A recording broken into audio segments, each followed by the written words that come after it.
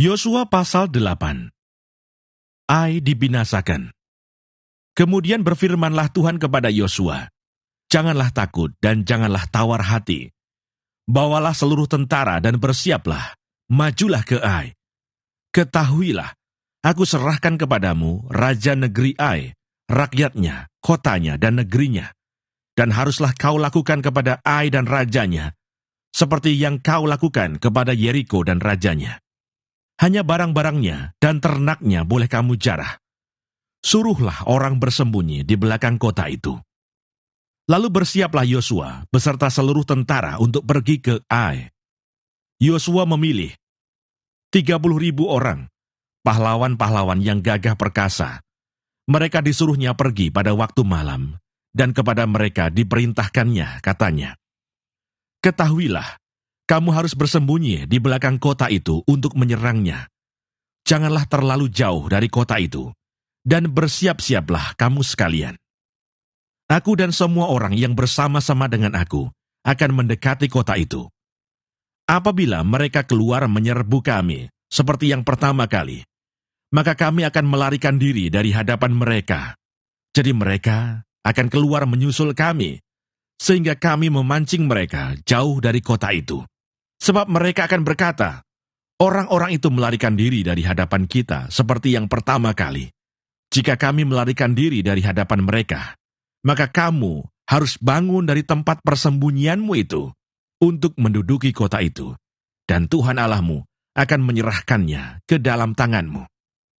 Segera setelah kamu merebut kota itu, haruslah kamu membakarnya sesuai dengan firman Tuhan. Kamu harus melakukan semuanya itu. Ingatlah, itulah perintahku kepadamu." Demikianlah Yosua menyuruh mereka pergi. Lalu berjalanlah mereka ke tempat persembunyian dan tinggal di antara Betel dan Ai, di sebelah barat Ai. Tetapi Yosua bermalam di tengah-tengah rakyat pada malam itu. Keesokan harinya Yosua bangun pagi-pagi. Lalu diperiksanyalah barisan bangsa itu, dan berjalanlah ia maju beserta para tua-tua orang Israel di depan bangsa itu ke Ai. Juga seluruh tentara yang bersama-sama dengan dia berjalan maju. Mereka maju mendekat, lalu sampai ke tentangan kota itu. Kemudian berkemahlah mereka di sebelah utara Ai, sehingga lembah itu ada di antara mereka dan Ai. Yosua telah mengambil kira-kira 5.000 orang. Lalu disuruhnya mereka bersembunyi di antara Betel dan Ai, di sebelah barat kota itu. Beginilah rakyat itu diatur. Seluruh tentara itu di sebelah utara kota, dengan barisan belakang di sebelah barat kota. Pada malam itu berjalanlah Yosua melalui lembah itu. Pagi-pagi, ketika raja negeri Ai melihat hal itu, maka ia dan seluruh rakyatnya, orang-orang kota itu, segera keluar berperang, menyerbu orang Israel ke lereng di seberang dataran itu. Raja itu tidak tahu bahwa ada orang bersembunyi di belakang kota. Yosua dan seluruh orang Israel itu berlaku seolah-olah dipukul mundur oleh mereka, lalu melarikan diri ke arah padang gurun. Sebab itu semua orang yang ada di kota dikerahkan untuk mengejar orang Israel. Maka mereka mengejar Yosua, sehingga makin jauhlah mereka terpancing dari kota. Seorang pun tidak tertinggal lagi di Ai dan Betel, yang tidak keluar memburu orang Israel. Mereka meninggalkan kota itu terbuka, karena mereka mengejar orang Israel. Lalu berfirmanlah Tuhan kepada Yosua, "Acungkanlah lembing yang ada di tanganmu ke arah Ai, sebab aku menyerahkan kota itu ke dalam tanganmu." Maka Yosua mengacungkan lembing yang di tangannya ke arah kota itu.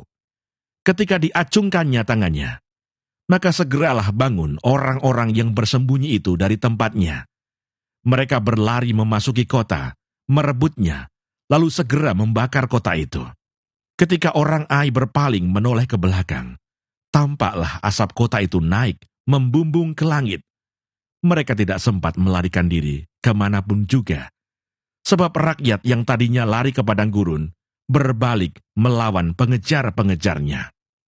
Ketika Yosua dan seluruh Israel melihat bahwa orang-orang yang bersembunyi itu telah merebut kota, dan bahwa asap kota itu naik membumbung, berbaliklah mereka, lalu menewaskan orang-orang Ai.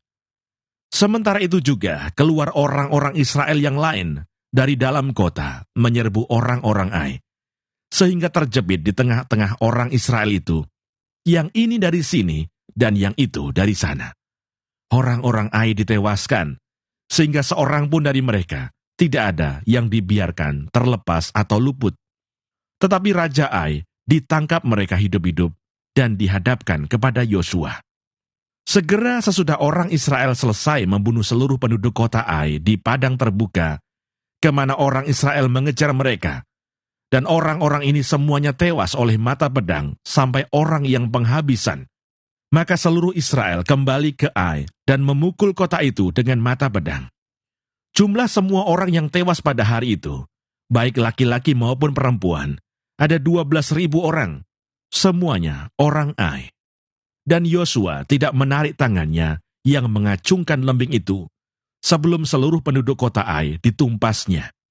Hanya ternak dan barang-barang kota itu dijarah oleh orang Israel, sesuai dengan firman Tuhan yang diperintahkannya kepada Yosua. Yosua membakar Ai dan membuatnya menjadi timbunan puing untuk selama-lamanya, menjadi tempat yang tandus sampai sekarang. Dan Raja Ai digantungnya pada sebuah tiang sampai petang. Ketika matahari terbenam, Yosua memerintahkan orang menurunkan mayat itu dari tiang, lalu dilemparkan di depan pintu gerbang kota. Kemudian didirikan oranglah di atasnya suatu timbunan batu yang besar, yang masih ada sampai sekarang. Mezbah di Gunung Ebal, pembacaan hukum Taurat.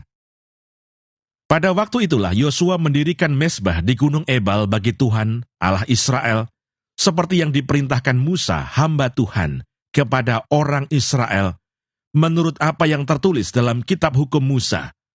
Suatu mezbah dari batu-batu yang tidak dipahat, yang tidak diolah dengan perkakas besi apapun.